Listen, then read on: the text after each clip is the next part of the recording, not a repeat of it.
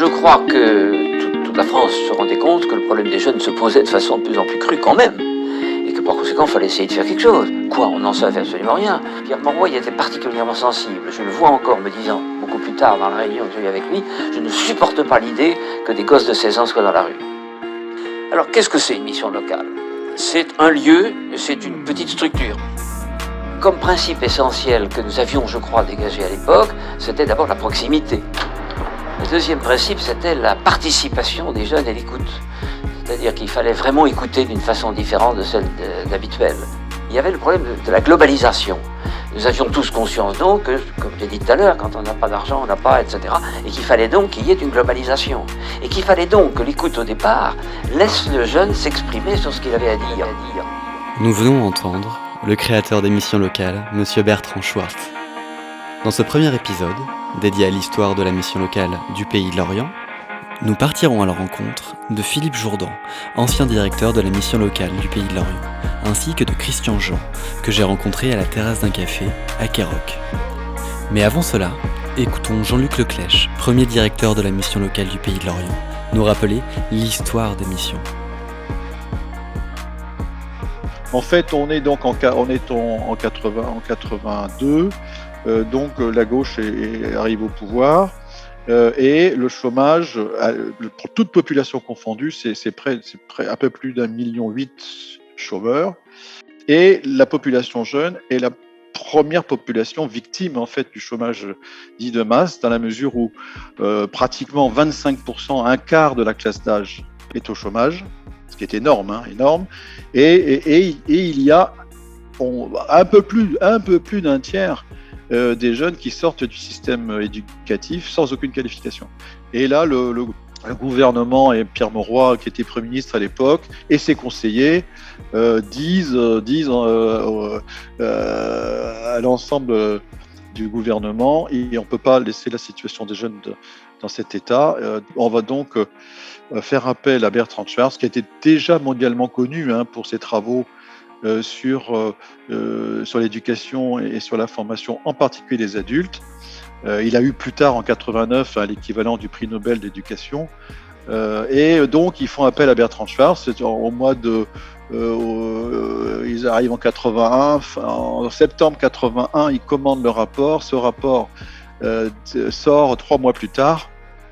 Et là, le gouvernement décide par ordonnance donc de mettre en place une politique radicalement différente de celle qui avait été mise en œuvre précédemment, à l'époque du Premier ministre Raymond Barre, donc une politique totalement différente, et qui en fait repose sur des structures légères, locales, pluridisciplinaires, interinstitutionnelles, voilà comme on disait à l'époque, et qui, pilotées par le maire, parce que le gouvernement considérait que le maire était au-dessus de la mêlée, piloté par le maire, ce qui était totalement nouveau à l'époque, parce que les élus locaux n'étaient absolument pas impliqués dans les politiques de formation et d'emploi. Et c'est comme ça que les premières missions locales naissent en fait.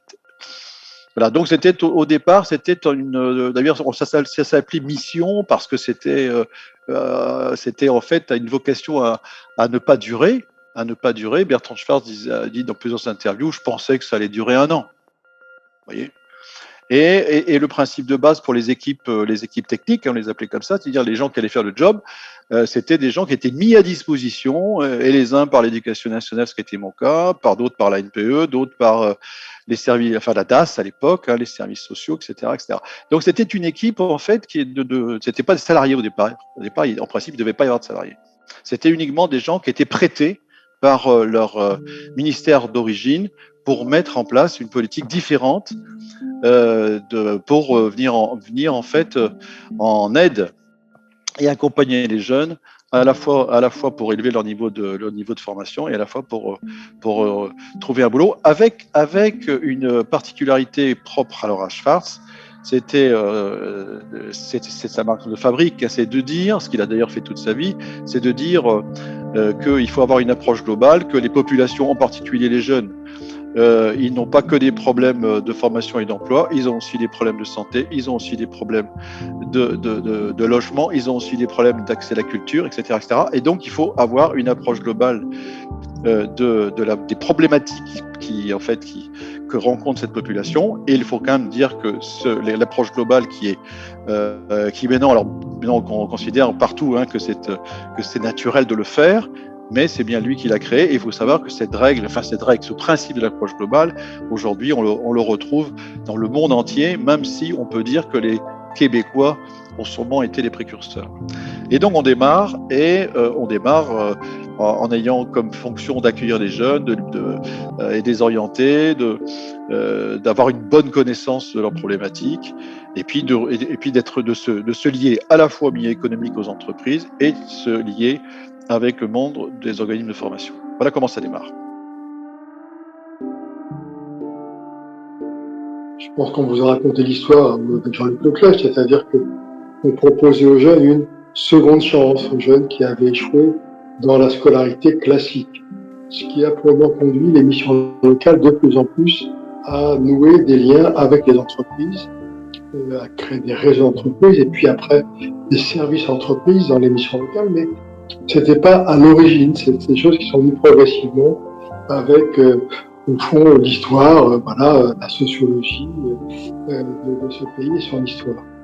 Et une autre étape importante en 2001 donc a été signée la convention collective des missions locales, et ça a été une étape importante d'une part pour au fond la cohésion du réseau national des missions locales, aussi la protection tout simplement des salariés. C'était important d'avoir des règles communes de travail,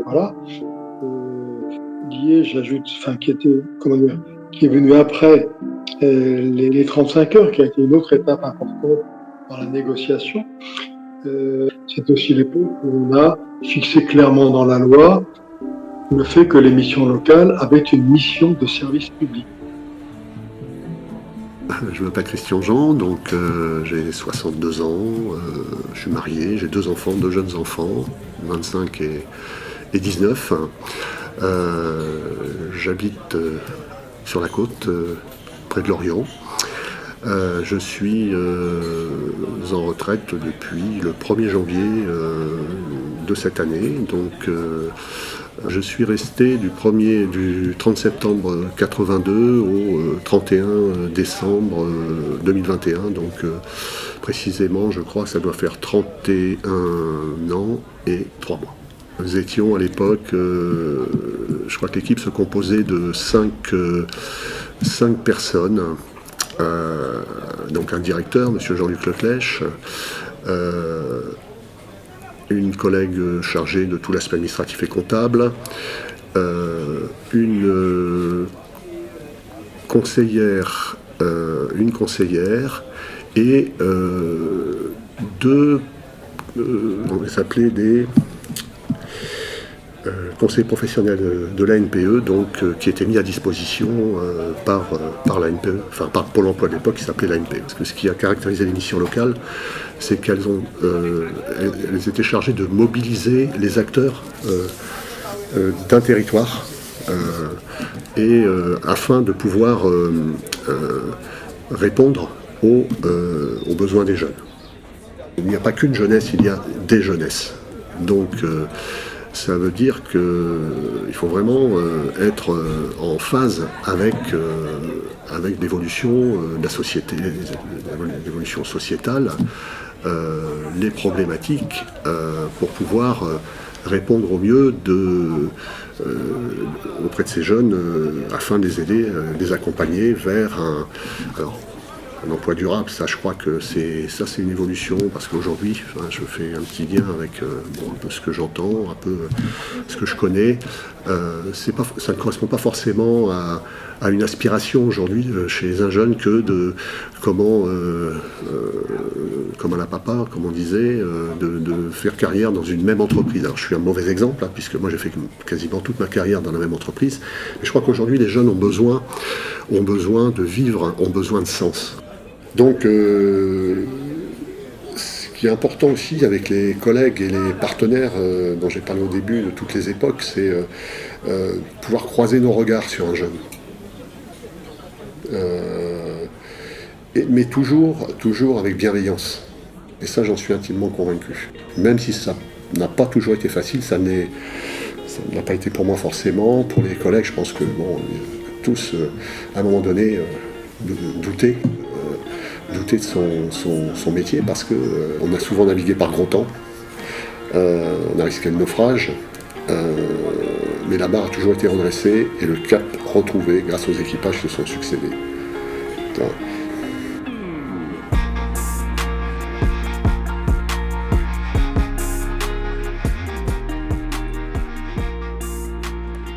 On ne sait jamais où l'on va, on ne sait jamais ce qui nous arrivera. Le problème, c'est de construire notre propre chemin. Je pense que les choses qui peuvent nous aider, c'est de développer un sentiment fort de participation, de communauté, de fraternité, disait Edgar Morin. Nous avons donc entendu dans cet épisode que la mission locale du Pays de Lorient a depuis les origines une mission d'orientation au service de l'insertion des jeunes. En se basant sur une approche globale de l'accompagnement, fidèle à la pensée de Bertrand Schwartz, tous les intervenants mettent en avant l'importance du principe de coopération, à la fois externe à la structure, en associant différents organismes et entreprises, mais aussi interne au sein même de l'équipe, ce qui permet de surmonter toutes les tempêtes. Or, selon Christian, une des évolutions majeures qu'il a pu observer durant ses 40 années d'expertise a été la crise de sens que les jeunes entretiennent avec le monde du travail, et notamment de leur vision de la carrière professionnelle. Mais alors, que signifie être jeune et chercher du travail aujourd'hui ? Dans le prochain épisode, nous partirons à la rencontre de cette jeunesse accompagnée par la mission locale du Pays de Lorient afin d'interroger leur vision du travail aujourd'hui.